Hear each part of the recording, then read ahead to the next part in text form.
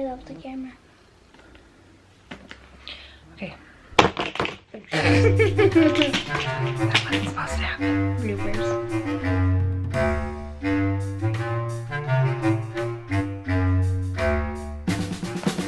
Hello and welcome back.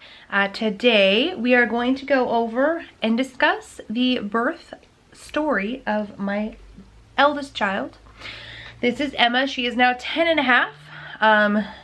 And we've done a birth story video for her baby sister, but I wanted to go back and do stories for all the kids, and so that's what we're going to talk about today. So if you don't want to miss any of our other birth stories or any of our fun family vlogs, then go ahead and subscribe using the button in the corner so that you don't miss anything we have in the future. And without further ado, we will just go ahead and jump right in. So as I said, Emma is my first child. First of all, full disclosure, she's wearing makeup, okay? Judge me if you have to. My 10-year-old has a problem with licking her lips. The child licks her lips. She has got chapped rings all around her face, so I covered them up. And then we just put makeup on because it's fun. Anyway, so to start with Emma's birth, my pregnancy was very uncomplicated as far as pregnancy goes. I have migraines, and so I had a lot of issues with those throughout the pregnancy. To start out, I was sick with her for about 20 weeks. Quite a while. In fact, I remember flying out to see my very dear friend Ashley when I was pregnant. She lived in North Carolina at the time when I was pregnant with Emma, and I was about 10 weeks, I think, maybe, and the only things I could keep down were ravioli and applesauce. So that's all I ate, basically the entire time. Anyway, so with Emma, we progressed along normally. Didn't really have any issues or anything like that. I had a hospital birth with her. I was seeing a group of midwives at a practice that I actually really like. And they had kind of seen me through my whole pregnancy. The midwife that ended up delivering Emma was named Mary, and she was very sweet. We really liked her. Anyway, so we saw this group of hospital midwives and kind of got through to about the 37-week mark. They started doing cervical checks at that point. I was 4 centimeters or 3 centimeters at 37 weeks. At 38 weeks, I was 4 centimeters. I was still not in labor. Precious baby wouldn't come out.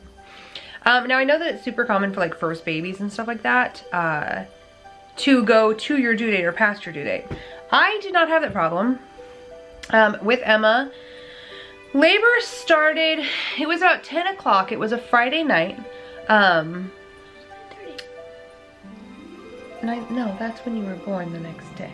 Oh. Don't have, no spoilers. Shh. It was about 10 o'clock. And I started having kind of what I thought were contractions. Again, it was my first baby. I'd been having some Braxton Hicks, but these were different. They were more crampy. And so, we called the midwife and they were like, well, it's kind of up to you as far as what you want to do. I had some diarrhea, and so I thought maybe that was the crampiness. I was in a warm bath and I was just kind of trying to relax. The contractions were still coming, and so around midnight we decided we were going to go ahead and go into the hospital. It was about a 25-minute drive away. So we drove to the hospital and we got there. And when they checked me, I was at 4 centimeters, which is where I'd been for a while, but I was kind of still contracting, so we decided to walk around. So we walked and we walked and we walked.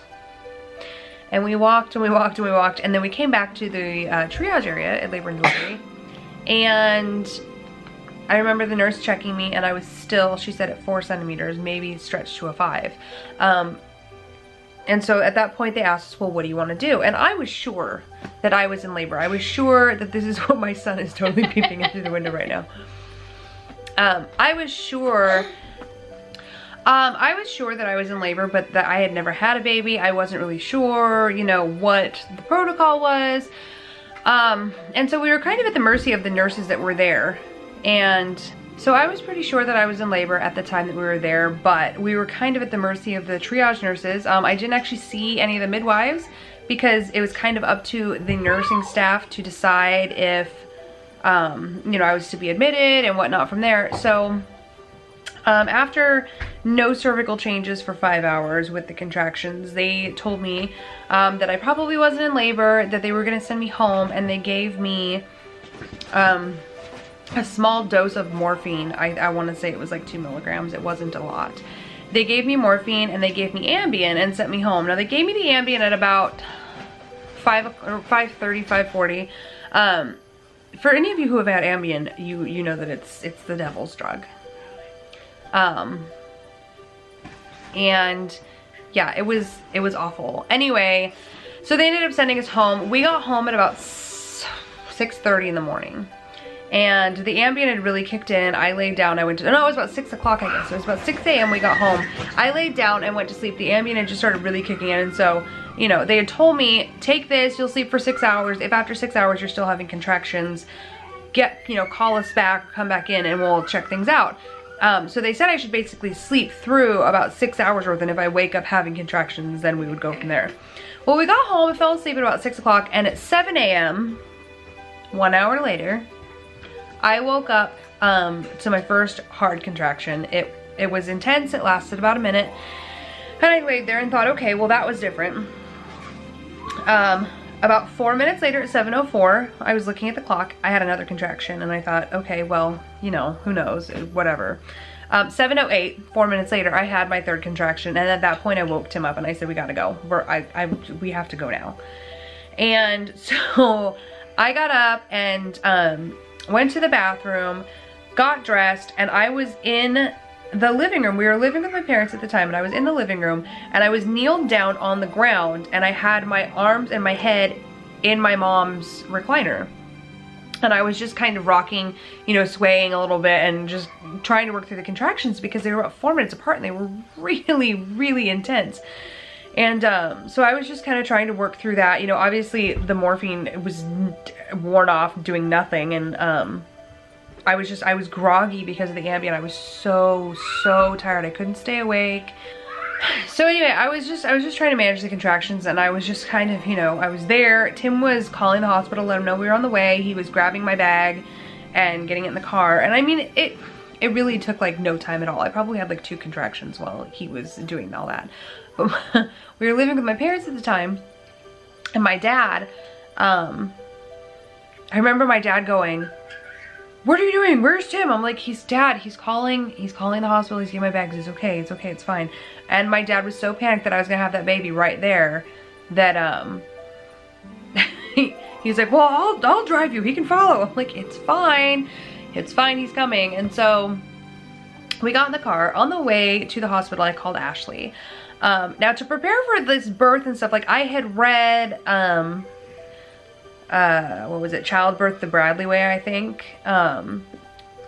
Anyway, it was about the Bradley method, but it also explained a lot of just dynamics and stuff like that of what your body goes through during labor, different stages of birth, you know, what the symptoms and signs of early labor versus active labor versus transition and things like that. So I mean, that was helpful, and Ashley was the one that had recommended the book to me, so she was familiar with it as well.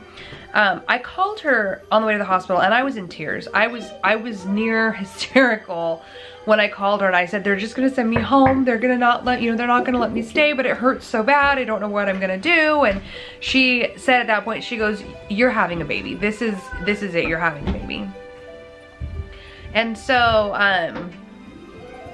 we just continued. We were driving, and I was just doing my best. Contractions in a car are not comfortable, but I was doing my best. We got there, you know, we got to the hospital, we went into labor and delivery. We got into a triage room, and they checked me, and when they checked, they said, oh, you're at 9 centimeters. Tim went down to park the car because he had left it kind of in the area, so he got me up there, and then he went back down, parked the car in the parking garage, and he called my mom, got the camera and called my mom. I was like, hey, baby's coming now.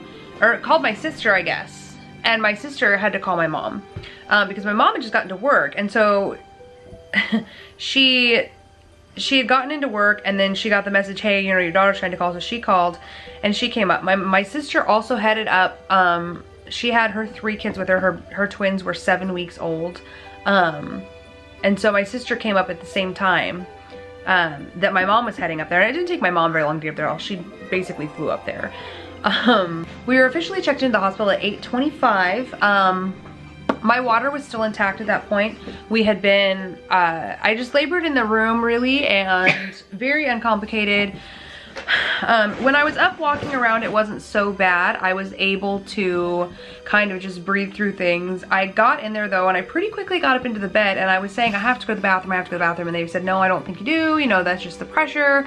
And I was like, no, I really need to go to the bathroom. So I got up and I went to the bathroom, and I had a contraction while I was on the toilet, and it was really, really intense. And I was like, I think something's happening. So I got up and I was walking back to the bed, and I was about halfway, maybe 3/4 of the way to the bed from the bathroom, and my water broke. And I was like, oh, okay, well that's a thing. I got back in the bed, and my mom had gotten there about that time. My sister was there, and she had her twin babies with her. My niece had come in, and once my water broke and I really started into transition, my dad had walked in. He walked in, he was unfortunately right at the bottom of the table. Can you sit up so we can see your face? He was unfortunately right at the bottom of the bed where I was at. So he walked in, he would kind of turn around and walk back out. And my niece, I just remember her going, I just want to go out and be with Grandpa. And so she went out in the waiting room and waited.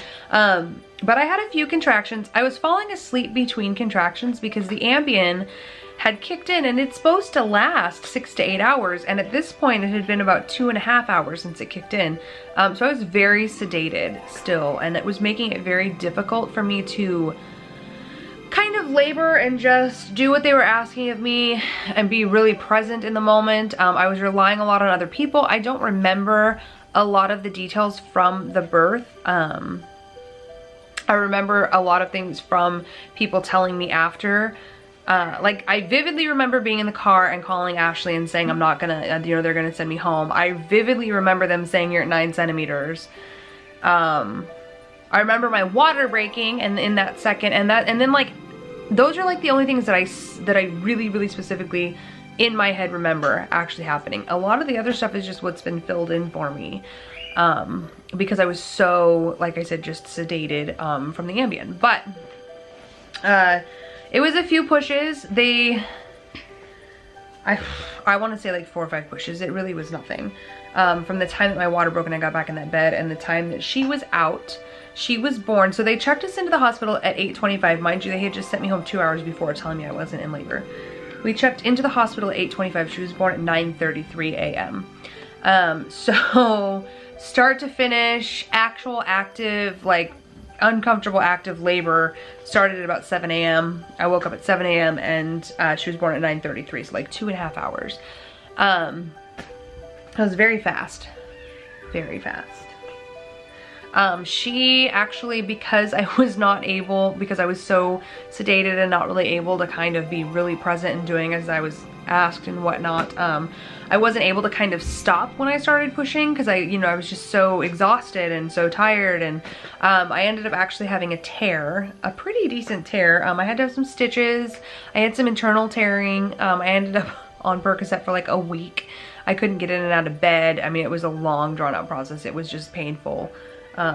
Additionally, when she was born, she was blue. Emma had some respiratory suppression from the morphine and the ambien. She was very sedated from it as well, just coming out. So she had to have a little bit of oxygen to kind of perk her back up, but she was okay. They put her on my chest, and the nurse had to kind of hold my arm up over her so that I could hold her, because again, I was falling asleep during pushing. Like, I would push and then I would stop and I would like doze off and then wake up 40 seconds later and have to push again. Like, it was not my favorite experience. I wouldn't say that it was a traumatic birth experience because I hesitate to use the word trauma. I'm not traumatized by it, but I'm definitely not happy with, like, I'm not happy with the way it went down. I'm not happy with with my memories and with the way that it played out because I was so sedated. This is the most boring story Emma has ever heard. Ever. But yes, so when I was born, Emma was born, or when I was born. Good Lord. Emma was born at 9:33 on June 2nd. It was a Saturday. And she weighed 7 pounds, 15 and a half ounces, so almost 8 pounds. And she was 19 3/4 inches long. So she was, you know, a decent sized baby, not huge, not small. She had so much hair. So much hair. Dark, thick black hair. In fact, I'll have to put a picture of that in here in a second. You can see it.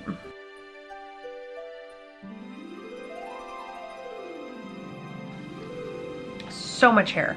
So she had lots of hair. She had the biggest cheeks you have ever seen.